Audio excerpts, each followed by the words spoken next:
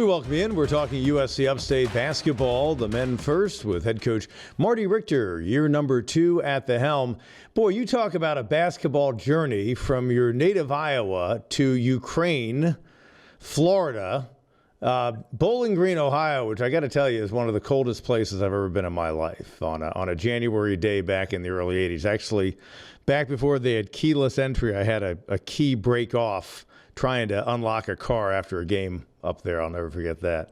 But Marty, you're getting ready for year number 2, the head coaching experience on the D1 level. You were a head coach and very successful on the junior college level. What's it been like now moving into a Big South program that you had some familiarity with because you'd coached against USC Upstate back in your A-Sun days? But, you know, year number 2 is unfolding. What's it been like trying to now rebuild a program that was really good about a decade ago? You know what? It's been a journey. I know we haven't been here long, but it's been a journey in how we've had to reconstruct a roster and try to help people out on campus to let them know what kind of goes into what it takes to win at the Division I level. Like what I learned from Coach DeVries, who's now at Indiana, is he did that at Drake and he taught them how you needed to do certain things. And then when I was at Florida Gulf Coast, working for Coach Enfield and Coach Dooley, they did the same thing, just giving the administration different ideas, not telling them what to do, but just give them ideas that they might not have known that my experiences have lended to. And that's been the journey. It's been a fun journey. I'll say that. Like, I've really enjoyed my time here. Dr. Harris is terrific as the chancellor here. And then Matt Martin, who hired me as the AD, has been awesome. And it has been one of those process. It's a process. Everybody always wants to win tomorrow. And sometimes it's a journey. Like, you got to take steps. Like, my favorite baseball team is Milwaukee Brewers, and it's a small market team. And it took them a while to get to their spot where they're at now, where they're consistently winning. And that's how I look at our organization here. It's like, I got to fine tune everything to give us a chance in year 2, year 3, year 4, so we can long journey it for year 10, 11, 12. So let's go through that basketball journey. I mentioned Ukraine. I mentioned the junior college levels. What had you in Ukraine working over there? And then what experiences, what knowledge of basketball, what kind of strategy to the game maybe did you pick up being on the international level?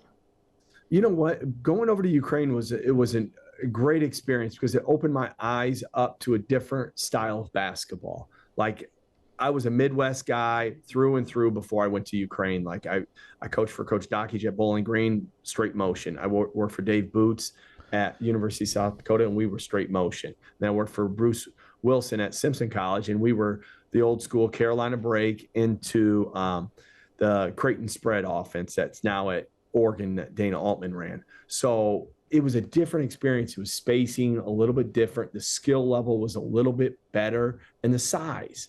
So the Ukraine taught me that, like, there's more out there that at the time, I think I was 31, that there's more to the game than just in the United States. And sometimes you forget that when you're a young coach. So then you're on the junior college level at a place called Chipola, which has cranked out a lot of great talent over the years. And also you were head coach on the junior college level at a school that wore purple and aqua. I can just imagine what those uniforms looked like. Oh, those were my favorite uniforms of all time. They were like the old Charlotte Hornets. I liked those uniforms, like that purple and teal or aqua, whatever you want to call it. Yeah. Awesome.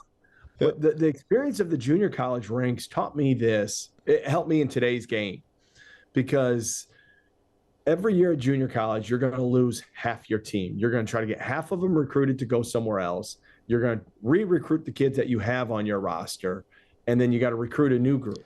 So you've got to do a lot of recruiting in a short window and mesh a team together and figure out what works best for them.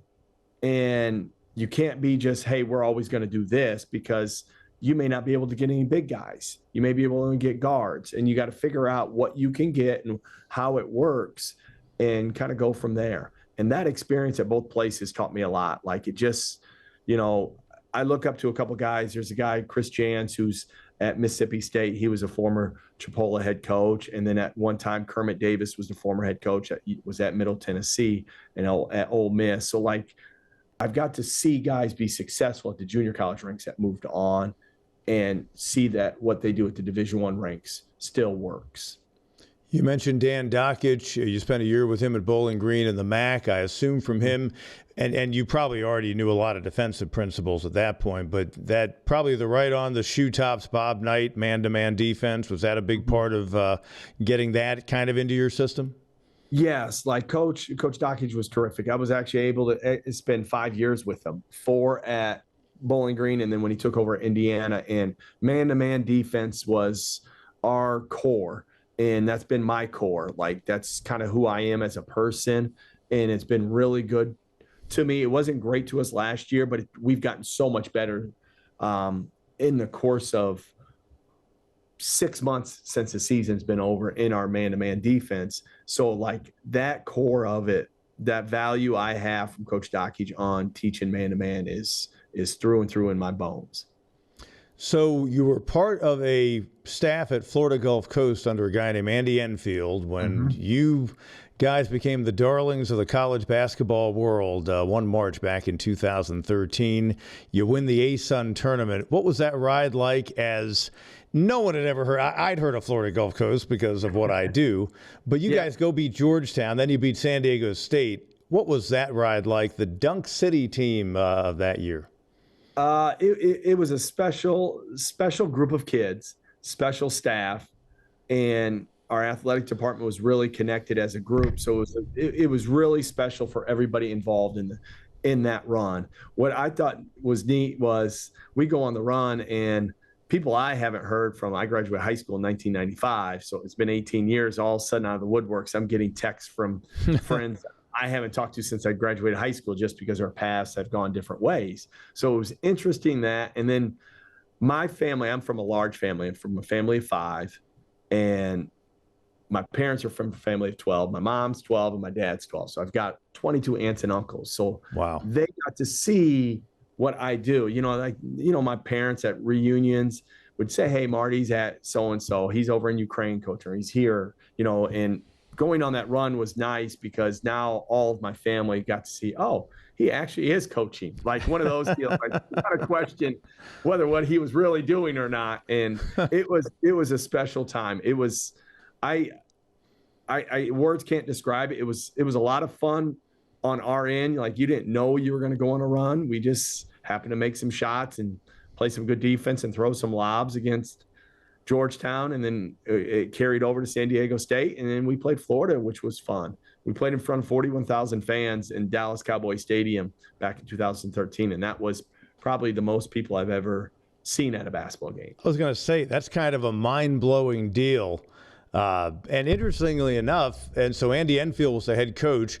He moves on, a guy named Joe Dooley, who one time was part of a staff at South Carolina that was really good. He became the head coach. That year, you actually won the regular season, didn't win the tournament. You'll appreciate the fact that USC Upstate, where you're at now, I'll never forget it. They lost I think it was a double overtime game down at Mercer in the semis. Mercer goes on and wins the title, and then goes and beats Duke in the NCAA tourney. So the ASUN had you were right there front and center for it. Just a quick aside, I may have mentioned this to you in just chatting with you, getting ready for a game that I've done of yours over there. Andy Enfield, I've always found it fascinating. So he was with the Lakers, gets hired at Florida State as an assistant. Was known for his free throw shooting prowess, and Florida State improved 10 percentage points on free throws the first year that he was there. And I don't know if I've asked you, but were you guys a really good free throw shooting team at Florida Gulf Coast? Did he have some technique? Did he have some magic dust? I mean, what was it about that? I don't know if we were or not, I'll be honest with you. I know there were some guys that shot it better than others. The one thing that he did was he simplified shooting. Like, he just simplified it for the guys and didn't try to get them to think about it. And it was it's no different than if you play golf. It was very simplistic. Yep. Really simplistic what he did. And the guys believed in it. And the guys got better shooting. Like, we had a kid that's the all-time leading scorer, Bernard Thompson. He came in, and I'm going to show you my hands. He would shoot with his right hand, but his thumb was always in it. So he would shoot, and he would push with his left hand. Andy got him to stop thumbing it with his left and straightened it out. So by the time Bernard left, Bernard only got to play 2 years for Coach Enfield, but he worked on it with him so much. By the time he left, he was a 40% three-point shooter. He was the all-time leading scorer at FGCU because of what Coach Enfield was able to do with him in skill breakdown. And Coach Enfield was great in he reps it with the guys. He takes it personal and shoots with them a lot. And that's the one thing I took from him is, hey, I get in the gym. Hey, we got done with practice at 10 o'clock. I stayed around and I grabbed 2 guys, typically 2 different guys each day, and shoot with them. And that helps them. And that's the one thing I thought Coach Enfield did a really good job. And again, he'd been in the NBA. I'm sure there's some principles you learned from that. So all this great experience then under Darren DeVries, who I probably mentioned to you before, the building I'm sitting in, his wife's aunt has worked in this building longer than I have. She's down the hallway working in one of our behind the scenes. So I've always followed either Creighton when he was assistant with you guys were all there. He was there, I know that. And then at Drake, we followed Drake from this building, West Virginia for a year, and now obviously she'll be following Indiana. But you're focused now on building USC Upstate and having success. At Drake, you were part of a staff that got the first NCAA tourney win there since 1971. Even with the great Lewis Lloyd, they never won a NCAA tourney game. They didn't win the Valley back then because you had Indiana State in that crowd. But you mentioned a lot of transitions going to happen for a Big South programs at the mid-major level because of the era we're in. You were used to recruiting guys on the junior college level, knowing you'd only have them for a year or two. Some goals, because you say everyone wants to win tomorrow. It does take a process. What are some goals now for this season in trying to build the foundation to get this team to be where they can be right in the hunt for a Big South championship? What we need to do is we need to improve 3 areas. We need to improve our rebounding. Last year, we were in the 300s in our rebounding. So we've made an emphasis this offseason of getting more physical in the weight room and then carrying that over to the floor. So we've got to go from the 300 marks, in mid 300s where we were nationally, down to like 180 this year, and then keep dropping that number every year. And then taking care of the ball, we were 299 last year. We turned it over at 19% rate of our possession. So we need to drop that number from 19% down to 15%. And if we drop that, we're in the top 100. And it's really, that one is very simplistic. Just catch the ball with 2 hands and pass the ball with 2 hands. And it's as simple as that. Like, that's all you have to do, and you'll cut your turnovers down. So those are 2 areas that we have to improve on. And then the other area is, it's a weird number, but our 3% rate, we were 352nd. We were 1 spot ahead of Michigan State. Now, Michigan State has better players than us. They were 353. We had to jump. We only made 7.9 threes last year. So in the offseason, I challenged my guys, like, get in the gym. We did so much shooting in the offseason. We did so much shooting in this summer and even during this fall season. So like, I've seen us, we chart every 3-point shot during practice, 5-on-5. So our percentages now, if we could carry those over to a game, now we're a top 75 3-point shooting team, just because now we've gotten more reps in our skill development piece. So those are the 3 areas. If we can make a jump, our program will make a jump. So those are my goals. Like, I can't give you a goal on how many wins we're going to have, because I don't know. Sure. Like, that's part of it. That's part of basketball. You don't know. But my goal every night is, with 5 minutes to go in the game, to be up 5 or down 5 with a chance to win.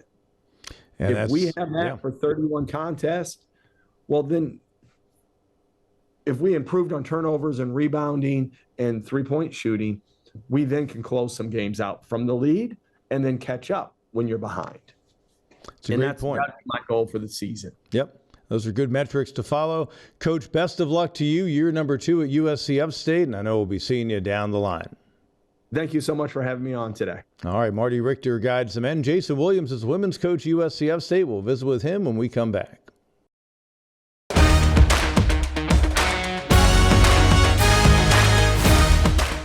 Welcome back. Talking Upstate Spartans women's basketball now. Jason Williams Fourth season, getting ready to guide the Spartans. Boy, the time really does fly. It seems just like yesterday. You came down 85 from Belmont Abbey in North Carolina, and you've done a nice job, a program that had some success before you got there, but I know you've been building. First off, the challenges of being a basketball coach, whether you're mid-major or even a high major, you've got to deal with roster management year in and year out. Are there some challenges there for you different than other places, about the same? What are some of your thoughts on that? The challenges are fairly equal across the board, but like obviously different levels have different just obstacles to be able to hurdle in general. And, like every place has its goods and its bads. And I love Upstate and what it's been able to provide for us as in terms of building blocks. But, like the job I took over is not the job we currently have. And our administration has done an amazing job of building this thing so that we can be successful. You know what I mean? The Hodge renovations, painting the gym completely black, new floor, new locker room. They've really been able to then up the ante here a little bit in order to keep us kind of with the Joneses, as I would say. And it's been fun to be a part of that, that wave here a little bit. And I'm hoping that we can kind of have some retention here on our roster and bring a good core group back and continue to kind of keep improving and developing and learning what winning culture and championship culture is. You mentioned it, and it sounds like a little thing, but I thought painting the arena black was a brilliant idea. Matt Martin, the AD, actually talked to him about that last year after they'd done it. On TV, it makes such a difference because it looks like you're in about a 5,000-seat arena. Did you notice that right away when you looked at video? Yeah. And it's a different vibe and a different feel. You know what I mean? It gives the Hodge Gymnasium some type of aura to when you walk in the gym. We're going to get 500-600 screaming fans, hopefully, and being able to keep it compact and on the floor and being able to create a Cameron indoor type of feel, but just like in our own little way. Yeah. It's a very nice arena. It's just not that big, but it's a nice arena. So I thought that was a great addition. So you're a guy from California originally. What part of California? Were you NorCal or Southern Cal? Literally Central Coast. So you smack dab in the middle. Gotcha. What was the hometown? Santa Barbara, California. Beautiful place. Beautiful place. A little closer to LA maybe than San Francisco, but still.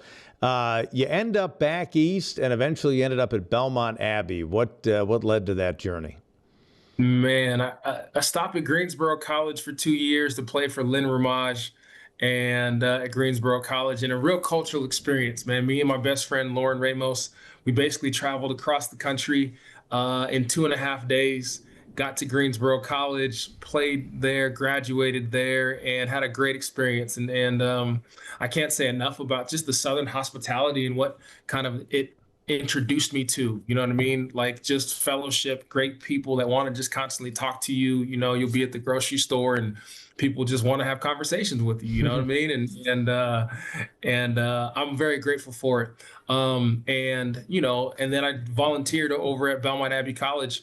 I was waiting tables, and they gave me a full-time position to be able to start the junior varsity program there 20 years ago. And ever since then, man, it's been a slow matriculation just of God's blessing to be able to put me in the right position to be successful. And Belmont Abbey days on the men's side were awesome. We went to the women's side and I'll never go back. Because the women's game is about relationships and the ability to be able to build them and keep them concrete and push them moving forward. And like now that I've been in this game now for 21 years, 22 years almost, it's been a blessing. Now, most men who coach a women's team at some point were coaching men's players, but oftentimes not at the same school. It happens. Your compatriot just down the road at Wofford was part of UNC Wilmington men's basketball. Then he made the move over to UNC Wilmington women's basketball. But what was it like going from the men's side of things to the women's side of things at Belmont Abbey at the same school? Man, awesome. Because just, when I took over the women's program, most of the young ladies at that program knew who I was because I was coaching on the men's side. So it made the transition a little seamless. And at the time, well, even still currently, the athletic director, Stephen Miss, man, I owe him the world because he gave me a shot. He gave me my first chance to be able to, move a seat over and be able to make decisions and be able to hold a program to a high standard. And I owe him just the utmost of gratitude and thanks for what he's provided for me to start my career long time ago, before I had a gray beard and bald head. Um, and man, but it was worth the journey, and it was worth the switch, to be able to be a part of a situation where, the young lady side of the game, it is relationship based. And we at Upstate, we do smoothie walks, with every player, to just get to know people and have an opportunity to be, connected to our kids consistently. And it's about being able to help them provide a better situation for themselves, not just basketball wise, but as human beings. And for clarity, you were with the men's program at Belmont. Then you went to Jacksonville State in Alabama. Then you came back to guide the women's team. So there was that 1 year buffer. But again, it was still, many of the athletes were still there when you left that were there when you got back. So that had to be something. But you went on to win nearly 175 games in about a decade at Belmont Abbey. You were one of the most successful women's basketball coaches in the state of North Carolina, and they've got some great programs. What were some of the cornerstones that you were able to build such great success in that head coaching run there? I would have to say, obviously just the ability to be able to recruit great people. I had great staffs at the time, and great administration. And like the Belmont Abbey situation was about recruiting holistic individuals, that at the end of the day, it's not always about basketball. It's how can we enhance them spiritually? How can we enhance them also educationally? And, making sure that at the end of the day, like, that is our whole sole focus. And, they all play a part of each other to build into one another. The better that I get a 4.0 student athlete, they're going to care about, the athletic portion of it, and that really kind of laid the cornerstone or foundation for me as a coach of like what it really means to be able to build the person up. And it was really fun to be able to do that. We've had some really good teams at Belmont Abbey College, and had an opportunity to be able to go to an Elite Eight and win some conference tournament championships and have some great success. But, for me, the utmost definition of success is, being able to be invited to people's weddings and still having some of those kids being a part of their lives. Yeah, that's a really cool thought. And then to that point, other than the obvious differences of the men's game is different than the women's game, a lot of differences. But what were some of the differences in coaching men's players compared to coaching women's players? And what adjustments did you have to make to that, whether it's on the court matters or dealing with them off the court?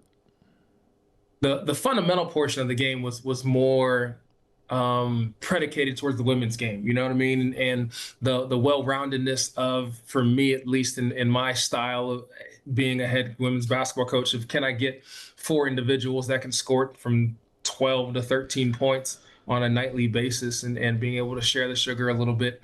When on the men's side, if obviously, if you can go get a dominant player, you go get a dominant player and they can kind of take over a game. But for me, our success has always been in the women's side of having really good players at all positions, so that you have to guard all 5 spots. And that's been a major transition for me, kind of going from the men's side to the women's side. And then the other portion is, I keep harping on it, is like being able to just to know the person deeper, to then be able to get to coach them, versus on the men's side, you've got to be able to coach them first, and then you get to know the player and all that other good stuff. And kind of was kind of our old adage.